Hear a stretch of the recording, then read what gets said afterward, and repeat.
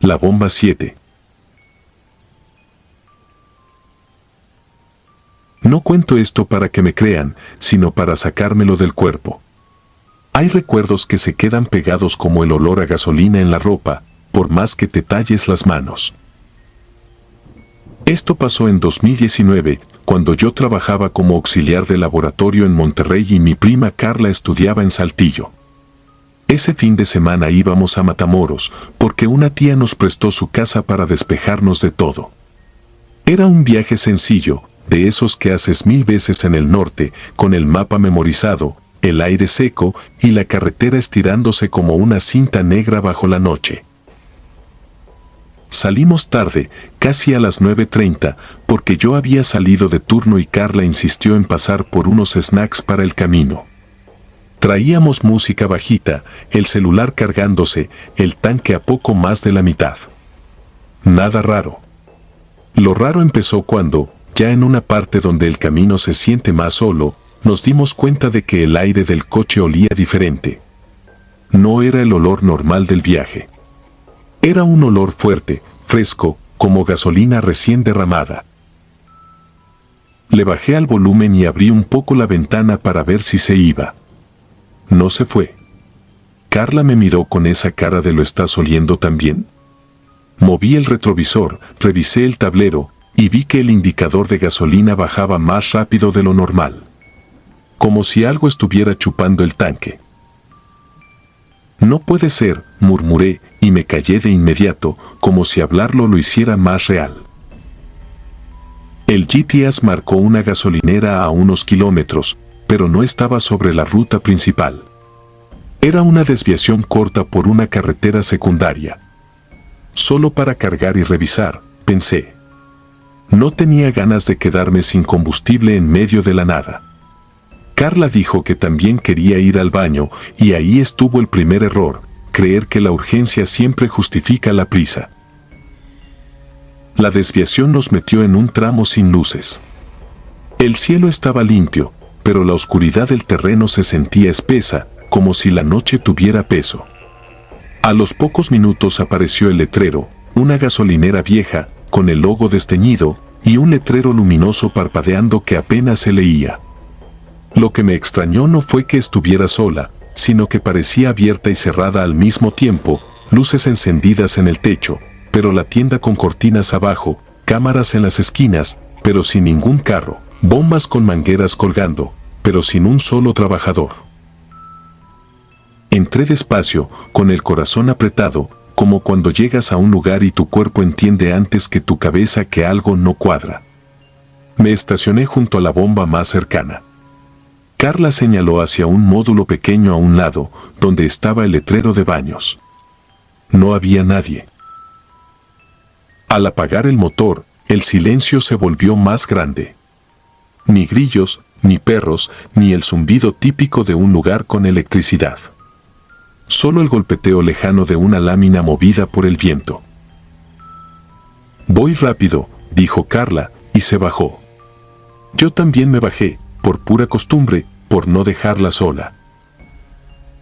Caminamos hacia los baños con pasos cortos, como si el piso pudiera crujir. La puerta estaba entreabierta y adentro olía a cloro viejo.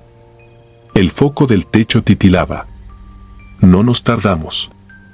La urgencia era real, pero el miedo empezó a ser más real todavía. Al salir, Carla se quedó quieta. Yo iba guardando mi papel en la bolsa, sin levantar mucho la mirada, hasta que sentí su mano en mi antebrazo, apretándome con fuerza. Ese apretón no era mira. Era no te muevas. Levanté la vista. Junto a nuestro coche, del lado del conductor, había una figura alta, inmóvil, como pegada a la sombra. No parecía un hombre normal. No por lo sobrenatural, sino por lo imposible, era demasiado alto, demasiado delgado, con brazos larguísimos que caían rectos, sin la relajación natural de alguien que espera. La luz del techo le daba justo en los hombros y en el pecho, pero el rostro quedaba en una franja negra, como si la oscuridad lo tapara a propósito. Se me secó la boca. Intenté buscar señal en el celular y cuando vi la pantalla sentí un golpe de frío en el estómago, sin servicio. Ni una barra. Ni solo llamadas de emergencia. Nada. Carla susurró mi nombre, bajito, casi sin aire. Yo pensé en correr, pero mis piernas no obedecían. La figura no se movía. Solo estaba ahí, como si hubiera estado antes de que llegáramos y simplemente hubiera decidido hacerse visible. Hice lo único que se me ocurrió, levanté el celular como si grabara, esperando que ese gesto lo asustara o, por lo menos, me diera algo que mirar si salíamos vivas. La pantalla se puso negra un segundo, luego volvió, y por un instante vi algo que me heló más que la noche. En el reflejo, detrás de nosotras, se alcanzaba a ver otra silueta, más pequeña, cerca de los baños. Me giré de golpe, y no había nadie. Solo el pasillo oscuro y el foco titilando. Volví a mirar al hombre. Y entonces noté un detalle mínimo, absurdo, pero definitivo. La manguera de la bomba estaba extendida hacia el coche. Yo no la había tomado. Carla tampoco. Sin embargo, ahí estaba, como una lengua negra conectada a nuestro tanque. La figura inclinó la cabeza apenas, como si escuchara algo dentro del coche. No dio un paso, no levantó un brazo. Solo esa inclinación, lenta, deliberada. Y en ese momento, el olor a gasolina se volvió insoportable. Quise gritar, pero lo que salió fue un sonido ahogado. Carla me jaló hacia atrás, un paso, dos. Yo miraba la manguera, y fue entonces cuando vi que no estaba bombeando hacia el coche. Estaba al revés. Como si estuviera succionando. El indicador del tablero, que todavía alcanzaba a ver por el parabrisas, bajaba. Bajaba de verdad. Como si alguien lo estuviera vaciando frente a nuestros ojos. De pronto, a lo lejos, apareció un par de luces en la carretera secundaria. Un vehículo venía acercándose. El sonido del motor fue lo primero normal que escuché en minutos, y eso me dio un poquito de vida. Empezamos a hacer señas desesperadas, sin pensarlo, con los brazos arriba. Cuando las luces iluminaron el estacionamiento, la figura seguía ahí, y luego, en un parpadeo, ya no. No corrió. No se escondió. No se fue caminando. Simplemente dejó de estar, como si la luz lo borrara. El vehículo era una camioneta vieja. Se bajó un hombre con gorra y una mujer envuelta en un rebozo. Nos preguntaron si estábamos bien. Yo no podía hablar. Carla explicó todo en frases cortadas. El señor frunció el ceño, miró alrededor y su cara cambió cuando vio la bomba. ¿Ustedes conectaron eso?, preguntó, y su voz ya no era amable, era seria. Negamos. Él se acercó al coche con cuidado, como si fuera a tocar algo vivo, y arrancó la manguera de un tirón. Salió un chorrito de gasolina al piso, y el olor explotó. Súbanse. Ahorita. Nos hizo señas con urgencia. No se queden aquí. Nos subimos, temblando. Yo intenté encender el motor. No arrancó. Solo sonó el clic triste de una batería cansada. Lo intenté otra vez. Nada. El señor se acercó a mi ventana. «No tienes gasolina», dijo, con una certeza que me dio ganas de vomitar. «Te la vaciaron». Mi mente se negó. Habíamos llegado con medio tanque. No podía estar en cero. Pero el tablero lo marcaba y la realidad no negocia con el miedo. El señor sacó una garrafa de su camioneta, nos echó un poco, apenas lo suficiente, y me ordenó que no apagara el coche por nada del mundo. Cuando por fin arrancó, el sonido del motor me pareció el sonido más hermoso que había escuchado en mi vida. Nos escoltaron hasta reincorporarnos a la carretera principal. Yo manejaba con las manos adormecidas, mirando cada sombra, cada señal, cada reflejo del vidrio. Carla iba en silencio, apretando el cinturón, como si eso pudiera mantenerla en el mundo. A los 10 minutos, mi celular recuperó señal. Entraron notificaciones de golpe, como si el teléfono hubiera estado aguantando la respiración. Esa noche llegamos a Matamoros, sí. Y tratamos de dormir, también. No lo logramos. Porque lo verdaderamente impactante no fue la figura. Fue lo que encontramos al día siguiente, cuando mi tía, extrañada por nuestra cara, nos pidió la ubicación exacta de la gasolinera para reportarla.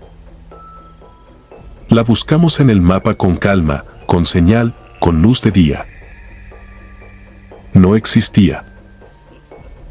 Ni en GPS, ni en Google, ni en registros.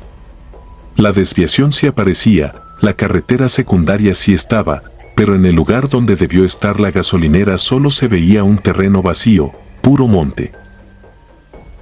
A veces pienso que lo que vimos no era un asaltante, ni un loco, ni una leyenda de carretera. Pienso que era algo que se alimenta de lo mismo que te permite avanzar, combustible, energía, impulso. Que te detiene en el punto exacto donde estás más sola. Desde entonces, cada vez que huelo gasolina en la noche, aunque sea en una estación iluminada y llena de gente, mi cuerpo recuerda aquella bomba. La bomba 7, la que no aparece en ningún mapa. Y me dan ganas de llorar sin saber por qué, como si una parte de mí siguiera allá, parada frente a la oscuridad, esperando que vuelvan a apagarse las luces.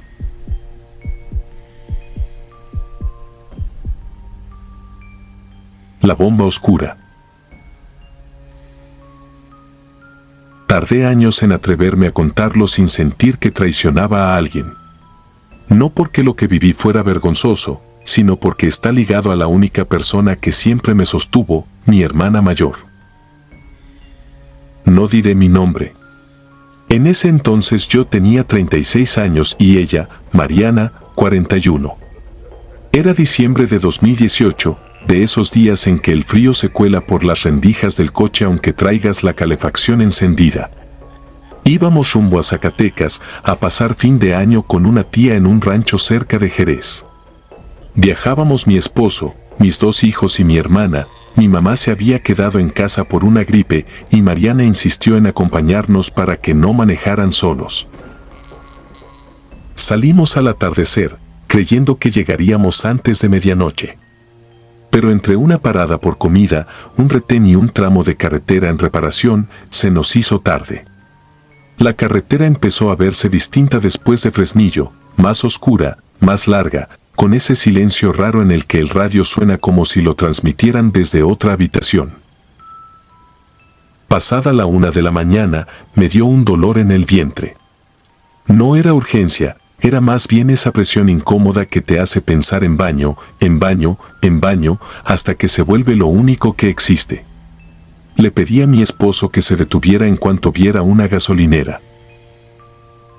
La primera apareció como un islote de luz amarillenta en medio del campo, un letrero viejo, un techo amplio, 2 bombas y un pequeño local con ventanas oscuras. Tenía un número pintado en la columna, 7, y una lona desgastada que se movía con el aire como si respirara. Nos estacionamos cerca de los baños. Mi esposo apagó el motor y el silencio cayó encima como una cobija pesada.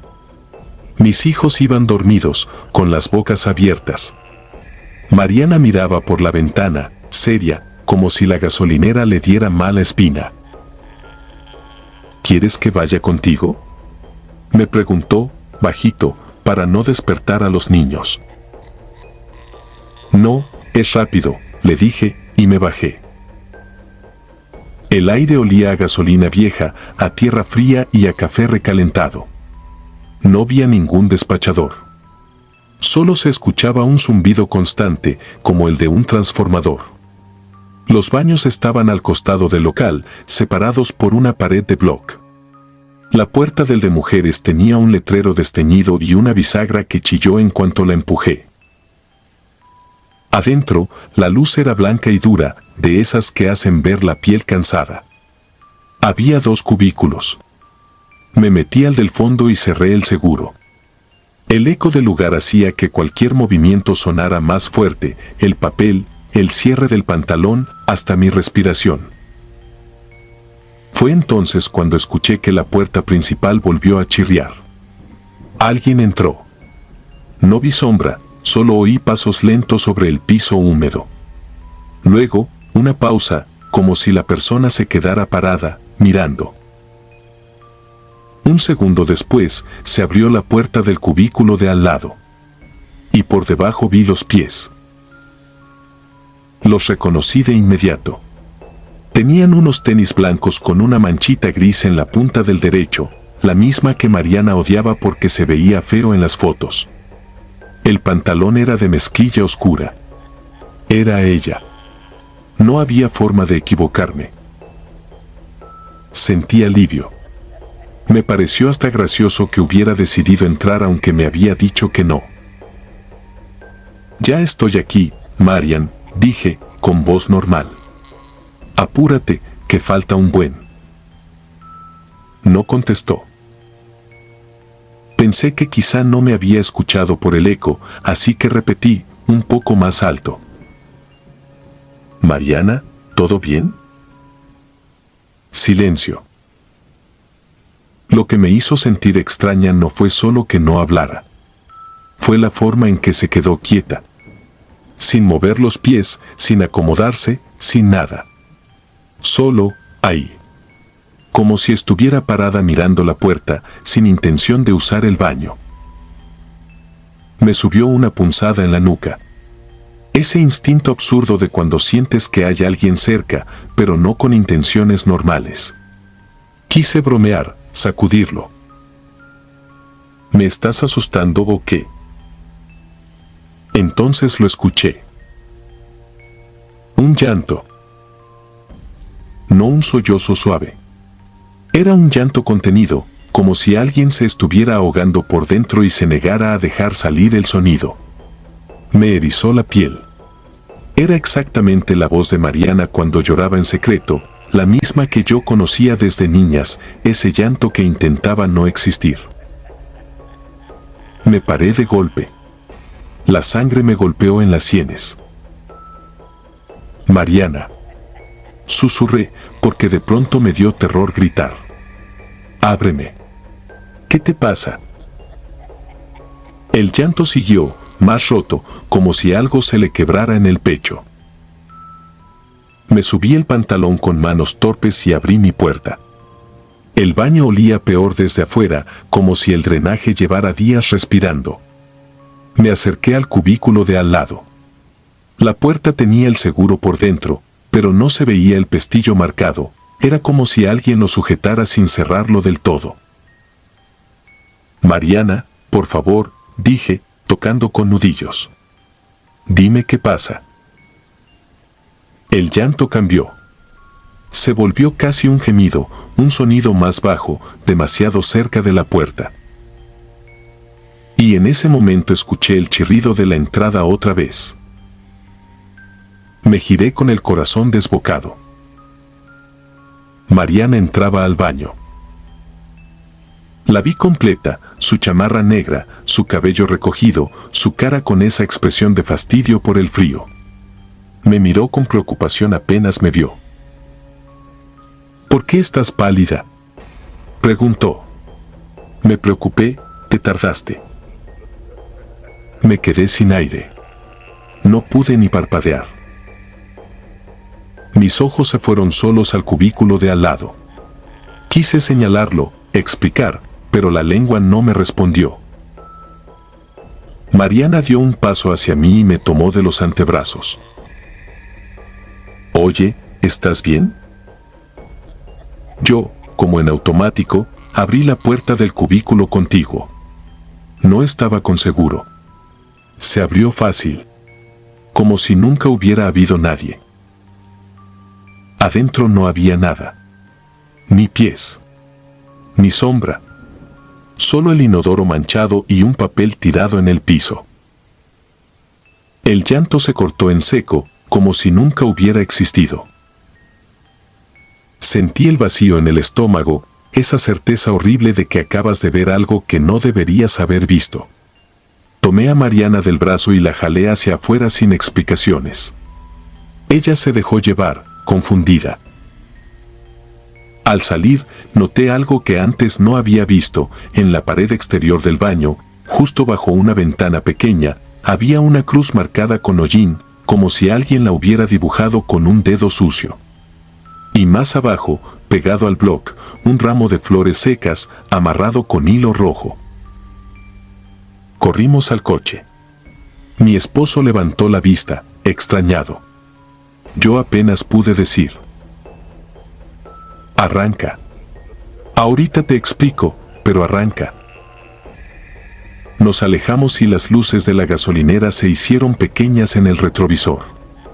Vi, por un segundo, una figura cerca de la bomba 7. No se movía. Parecía alguien esperando que le despacharan, con la cabeza inclinada. Cuando parpadeé, ya no estaba. No hablamos más en el camino. Mariana quiso preguntar, pero yo le apreté la mano y le pedí que no dijera nada frente a los niños. El resto de la noche fue un hilo tenso, como si el coche viajara dentro de una burbuja. Pasamos 5 días en el rancho. Reímos, comimos, brindamos. Por momentos logré convencerme de que aquello había sido cansancio, sugestión, un juego del eco y la luz. Mariana incluso se burló un poco de mí cuando se lo conté, diciendo que seguro había escuchado a otra mujer llorar. Yo asentí para que se acabara el tema, aunque por dentro seguía sintiendo el mismo frío. El lunes, de regreso en casa, a las 7:12 de la mañana, sonó mi teléfono. Era mi esposo. Me habló desde la oficina, con la voz irreconocible. Te acaban de llamar del hospital, dijo. Mariana se desplomó anoche en su departamento. Fue un infarto. No recuerdo cómo llegué.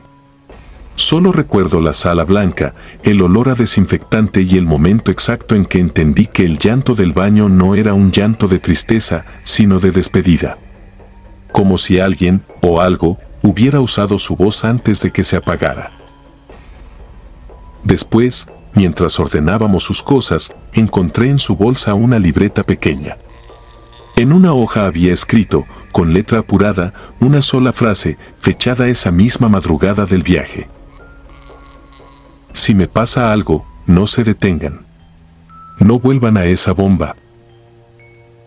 No decía gasolinera. No decía baño. Decía esa bomba. Las 7.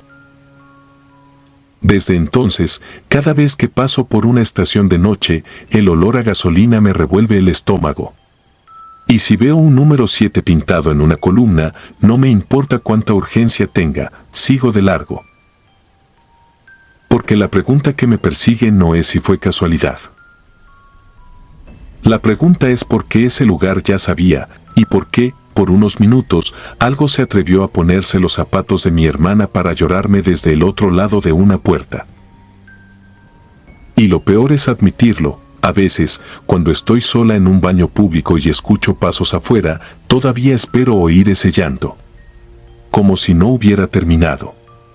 Como si la despedida se hubiera quedado atorada, esperando que yo vuelva a abrir el cubículo equivocado.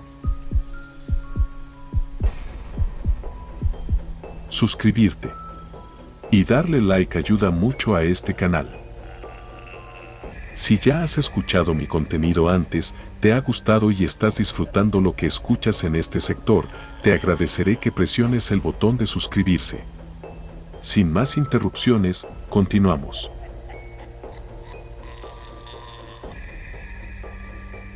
La niña sin zapato. No sé por qué tardé tanto en contar esto, quizá porque en cuanto lo digo en voz alta se vuelve más real, y yo ya hice demasiado esfuerzo por convencerme de que aquello fue una simple noche mala. Pero no lo fue. Y lo peor es que empezó como empiezan las cosas que te rompen, sin señales, sin música tétrica, sin presagios. Solo un turno de noche y una gasolinera en un tramo de carretera donde el viento siempre suena como si estuviera raspando algo. Esto ocurrió en 2016, cuando yo trabajaba en una estación a las afueras de Altar, Sonora, rumbo al desierto. Era de esas gasolineras con tienda chica, café recalentado y baños que nunca olían a limpio, aunque los trapeáramos. Yo era cajero nocturno. Entraba a las 11, salía al amanecer y mi rutina era siempre la misma: corte de caja, revisar inventario, acomodar cajas de mercancía, contar cigarrillos, apuntar en una libreta las bombas que fallaban. El tipo de trabajo que no te asusta hasta que aprendes que la carretera tiene su propia vida. En ese entonces yo no era creyente de nada. Ni fantasmas, ni brujas, ni energías. Había visto peleas, intentos de robo, clientes que llegaban borrachos y querían pagar con monedas pegajosas. Pero lo paranormal, para mí, era cosa de historias de internet. Hasta esa madrugada. Me acuerdo bien porque era martes, y los martes casi nunca llegaba gente después de la 1. A eso de las 12:30, la tienda estaba vacía. Afuera solo se escuchaba el zumbido de los anuncios y el golpe seco de la manguera cuando el viento la movía. Yo estaba en la caja, sumando unos recibos, esperando a mi compañero, Rubén, que siempre llegaba tarde para ayudarme a bajar unas cajas de refresco que habían dejado en la bodega. Entonces sonó la campana de la puerta. Ese tintín que se te mete en la nuca cuando no esperas a nadie. Al principio ni levanté la mirada, pensé que era Rubén. Pero el aire se me puso raro, como si de pronto hubiera entrado humedad en pleno desierto. Miré hacia la entrada y vi a una niña. Tendría unos 8 o 9 años. Vestido rosa, pero no de ese rosa bonito, sino rosa sucio, como si hubiera rodado por el suelo. Traía el cabello pegado a la cara y en los pies solo un zapato. El otro pie estaba descalzo y manchado, como si hubiera caminado por tierra caliente. Lo que más me inquietó no fue verla, sino la lógica inmediata: ¿de dónde salió? No había coches en las bombas, no había luces acercándose por la carretera, no había nada. Era como si la hubiera escupido la oscuridad. Me levanté rápido y me asomé por el ventanal, buscando a un adulto, a un vehículo, a alguien que me explicara la escena. Nada. Ni una silueta. Ni siquiera el reflejo de unos faros. La niña caminó despacio hacia mí, sin prisa, sin correr. Tenía los labios resecos y los ojos demasiado abiertos. «Señor», me dijo, «¿me puede llevar a mi casa? Estoy perdida». No lo dijo llorando. Lo dijo como quien repite una frase que le enseñaron. Eso me dio mala espina. Le pregunté su nombre, le pregunté dónde vivía, le pregunté por sus papás. Ella solo movió la cabeza, muy lento, de un lado a otro. Encogió los hombros como si la pregunta le pesara. Le dije que se quedara ahí, que iba a llamar al 911. Señalé el teléfono junto a la caja. Ella asintió y se quedó parada a un lado de la puerta, pegada al vidrio, como si le diera miedo entrar más. Mientras caminaba al teléfono, escuché otra vez la campana. Volteé creyendo que la niña había salido, pero era Rubén, entrando con su uniforme a medio abotonar, como si acabara de despertar. «¿Qué onda?», me dijo, bostezando. Lo primero que hice fue señalar hacia la entrada, ya con esa urgencia que te entra cuando sientes que algo está mal. «Voy a llamar a emergencias», le dije. «Llegó una niña perdida». Rubén frunció el ceño y giró la cabeza hacia donde yo señalaba. «¿Cuál niña?». Sentí un golpe en el estómago. Me acerqué al estante que desde la caja me tapaba el ángulo de la entrada. Di 2 pasos. Me asomé. No había nadie. Ni en la puerta, ni afuera, ni junto a las bombas. Solo el reflejo de mi cara pálida en el vidrio y el desierto inmóvil. Salí a revisar. Rodeé el edificio, abrí el baño, miré detrás de las máquinas de hielo, en el pasillo de botanas, en la bodega. Nada. Rubén me seguía, pero no con prisa, sino con esa mirada de ya se sugestiona. Te juro que estaba aquí, le dije, y me escuché cómo suenan los locos cuando se defienden. Pasó un rato, llegaron 2 clientes, luego otro, y el turno siguió porque el trabajo no se detiene aunque el mundo se te fracture. Pero yo no podía dejarlo así. En cuanto se vació el lugar, fui directo al monitor de las cámaras. Rubén se acercó, cruzado de brazos. Puse la grabación. Retrocedí al momento exacto en que sonó la campana. Y ahí se me heló la sangre, la puerta se abrió sola. La campana sonó. Yo levanté la mirada y, en el video se veía a mí hablando, gesticulando, señalando algo que la cámara no captaba. Caminé hacia el teléfono, como si hubiera alguien. Me quedé mirando un punto fijo, como esperando respuesta. Rubén soltó una risa nerviosa, de esas que no son risa, son defensa. No manches, murmuró.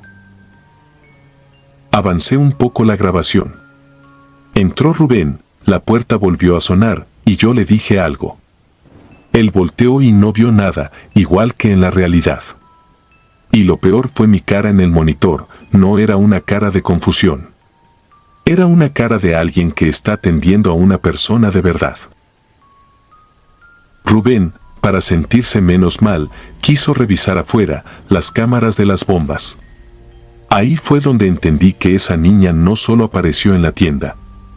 En la cámara exterior, en el borde de la imagen, se veía algo, una mancha pequeña, pegada a la oscuridad, como si la noche tuviera un pedazo más negro. Rubén pausó el video y acercó el zoom digital. La mancha tenía forma. No era la niña. Era una figura alta, demasiado alta, parada detrás de la bomba 3, inmóvil. No tenía rostro visible, solo un contorno, y en el pecho algo claro, como una franja o un reflejo. Rubén tragó saliva. ¿Eso estaba ahí cuando? Preguntó, pero no terminó la frase. Yo recordé lo que vi en vivo, la carretera vacía, la nada. Y sin embargo, en el video, esa sombra había estado ahí todo el tiempo, como esperando. A la mañana siguiente se lo contamos al gerente, Earl, un gringo seco que siempre olía a café y enojo. Le enseñamos el video. Lo vio sin parpadear. Cuando terminó, no dijo qué raro. No dijo seguro fue un fallo. Solo apretó la mandíbula y apagó el monitor. De esto no se habla, dijo. Y los videos se borran. Rubén, que había grabado la pantalla con su celular, lo confesó sin pensar. Earl se le fue encima como si hubiera admitido un crimen. Bórralo, le ordenó. Si eso llega a internet, se acabó el trabajo para ustedes, ¿entendieron?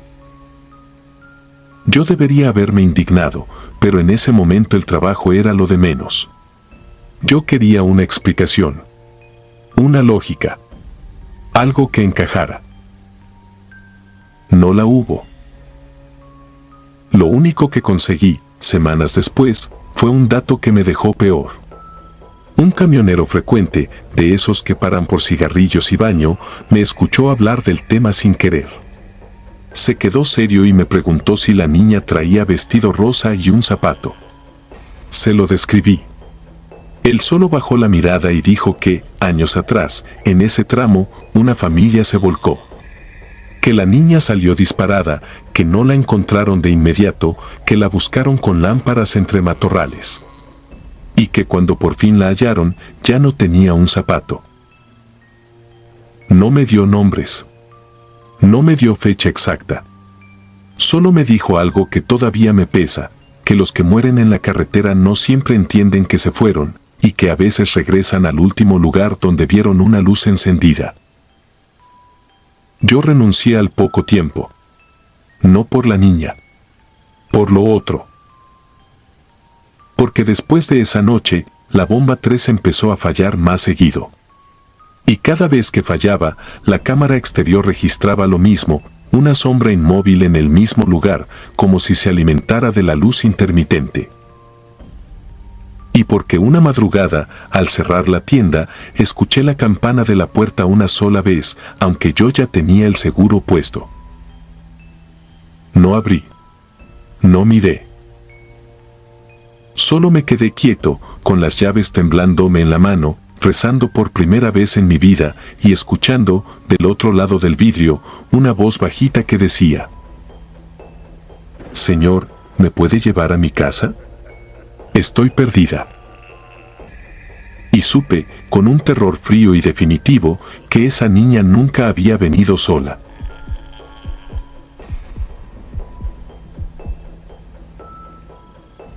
La bomba de las 3:33.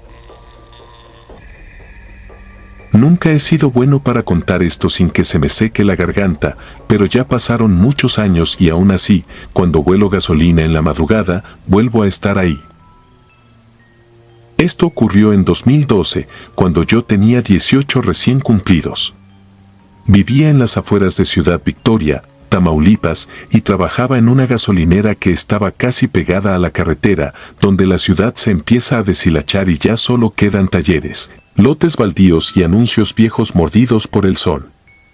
Entraba al turno nocturno a las 11, porque en el día estudiaba y en la noche necesitaba juntar para la escuela, para la casa, para todo. En ese turno éramos dos. Yo en las bombas y en los vidrios, y Efraín, un hombre de 40 y tantos que ya había visto demasiadas cosas dentro de la tiendita y revisando inventario. Él era de esos que no se asustan fácil, pero tampoco se confían. Tenía la maña de voltear cada cierto tiempo hacia el borde oscuro del terreno, como si esperara que algo saliera caminando desde los matorrales. Esa noche estuvo rara desde antes. No por fantasmas, sino por el silencio. Hay noches con grillos, con camiones, con música a lo lejos. Esa no, a eso de las 3 de la mañana, la carretera se quedó como una cinta negra sin tráfico y el aire traía un olor a tierra húmeda, como si hubiera llovido lejos. Eran más o menos las 3:33 cuando vi las luces entrar despacio. Un coche gris, de esos sedanes viejos que parecen no tener marca. Lo raro no fue el coche, sino la forma de llegar, sin prisa y sin ruido, como si el motor estuviera apagado y viniera empujado por la misma oscuridad. Se estacionó en la bomba más alejada, la que casi nadie usa porque queda más cerca del borde del terreno. Me acerqué con la manguera y hasta entonces noté los vidrios polarizados, demasiado, como si no quisieran que el mundo viera adentro. La ventana del conductor bajó apenas un poco, suficiente para que saliera una voz de mujer. «Lléname el tanque, por favor». No era una señora mayor. Era joven, quizá de 30. Llevaba el cabello recogido, la cara pálida y una sonrisa que se sostenía demasiado, como pintada. Me dio la impresión de que estaba maquillada, pero de una forma antigua, con polvo que no le correspondía a la hora ni al lugar. Mientras abría la tapa del tanque, noté movimiento en el asiento trasero. No vi una persona, pero sí el vaivén de algo, como cuando alguien inquieto cambia de postura. «Traigo a mi niño atrás», dijo. «Voy a entrar por algo. ¿Me lo cuidas tantito?». La pregunta no venía con miedo ni con urgencia, venía con una confianza extraña, como si yo fuera parte del plan. Yo, por puro reflejo y por costumbre de atender bien a la gente, asentí. Ella bajó y caminó hacia la tiendita. Sus pasos no sonaban sobre el concreto. Eso es una tontería, lo sé, pero desde entonces me acuerdo, debería haber sonado el tacón o la suela, y no sonó nada. Seguí llenando el tanque. En el cristal oscuro de atrás el movimiento se hizo más evidente, como manotazos suaves, como si alguien tocara desde adentro. Me dio un escalofrío y me dije que era un niño desesperado por dulces. A esa hora, uno se inventa explicaciones para no pensar en lo demás. Cuando terminó el tanque, me quedé esperando. La luz blanca del techo me hacía sentir expuesto en medio de un desierto. Fue entonces cuando noté otra cosa: el coche tenía tierra pegada en las salpicaderas, pero no tierra de carretera, sino lodo seco, con hojitas, como si hubiera estado metido en un camino de monte. Y en el borde de la cajuela, apenas visible, había una mancha oscura que no quise identificar. La mujer tardó más de lo normal. Yo volteé a la tiendita y vi a Efraín detrás del mostrador, quieto, mirando hacia afuera como si también estuviera midiendo algo. No dijo nada, pero levantó las cejas un segundo, una pregunta muda. Yo hice un gesto mínimo, como diciendo todo bien. Por fin, la mujer salió con una bolsa de frituras y otra de dulces. Venía sonriendo igual. Lo que me incomodó fue que no solo sonreía, me miraba como si ya me conociera, como si yo fuera un recuerdo. Me pagó sin regatear y me dejó una propina que, para un turno nocturno, era demasiado. Luego se inclinó hacia mí, sin bajar la sonrisa. Gracias por cuidarlo. Él se pone nervioso cuando hay gente nueva. Ahí me ganó la curiosidad, o el miedo, no sé.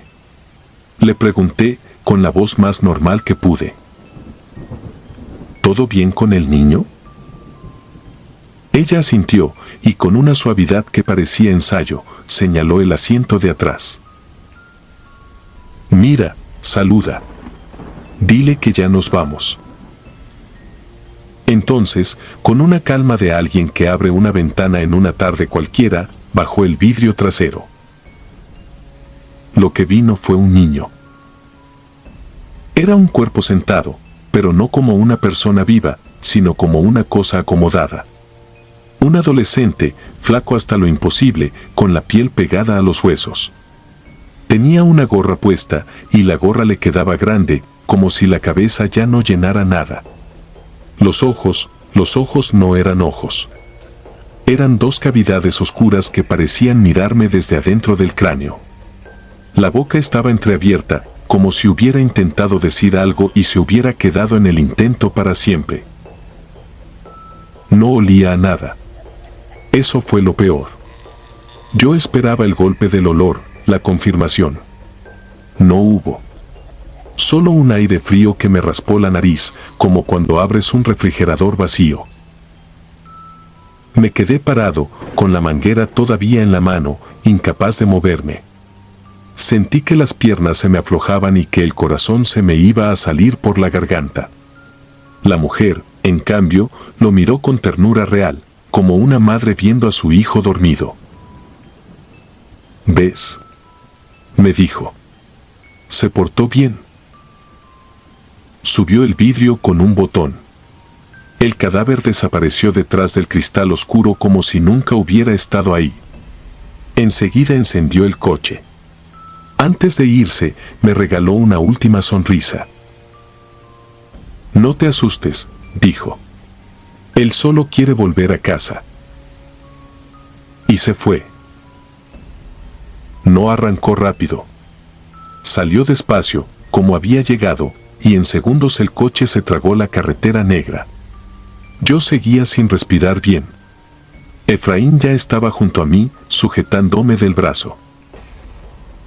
No sé qué cara traía, pero él me sacudió una vez, fuerte, y ahí reaccioné. Le conté, atropellado, con palabras rotas. Él no me contradijo ni me llamó exagerado. Simplemente sacó su teléfono y marcó. Cuando llegaron los de la patrulla, no fue como en las películas. No hubo sirenas espectaculares. Llegaron con flojera y con sueño, hasta que Efraín les dijo algo al oído y vi cómo les cambió la cara. Me hicieron repetir la descripción del coche 3 veces. Me preguntaron la hora exacta. Me preguntaron si vi placa. No vi nada. Solo recuerdo ese número en el reloj digital sobre la caja, marcando 3:33, como si el tiempo se hubiera encaprichado. Esa madrugada no dormí. A la tarde siguiente, Efraín fue a verme a mi casa. No traía uniforme, traía una camisa cualquiera, pero traía en la mirada la misma tensión de la noche anterior.